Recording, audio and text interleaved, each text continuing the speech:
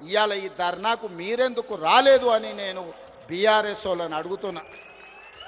BJP వాళ్ళు నరేంద్ర మోడీ గారి మోచెత్తి నీళ్లు తాగొచ్చు, మరి బీఆర్ఎస్ వాళ్ళు మోడీ గారి చెప్పులు మోసి బతుకుతున్నారా? మీరు మాకండగా నిలబడకుండా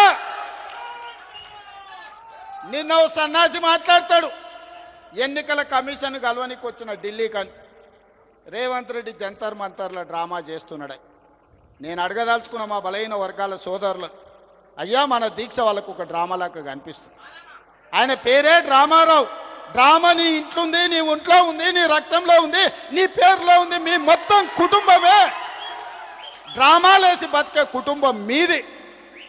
మాకు డ్రామాలు అవసరం లేదు, చిత్తశుద్ధి ఉంది.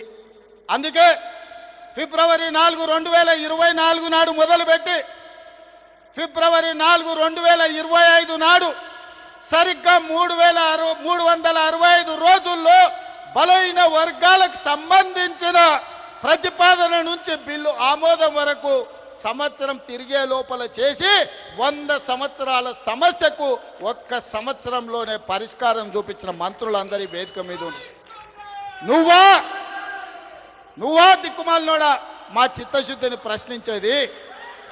నీ దిక్కుమాలిన మాటలు, నీ దివాలకోరు విధానం, బండకేసి కొట్టినా 100 మీటర్ల గోతి తీసి పాతి పెట్టిన మీ బుద్ధి మారలేదు, మీ ఆలోచన మారలేదు.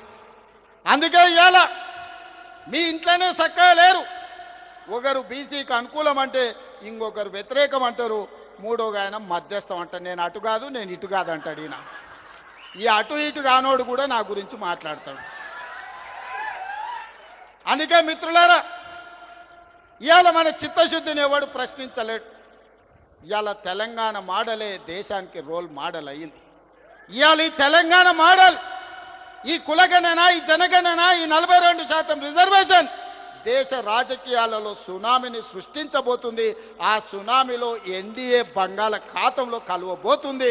నరేంద్ర మోడీ గారు కుర్చీ దిగబోతున్నారు.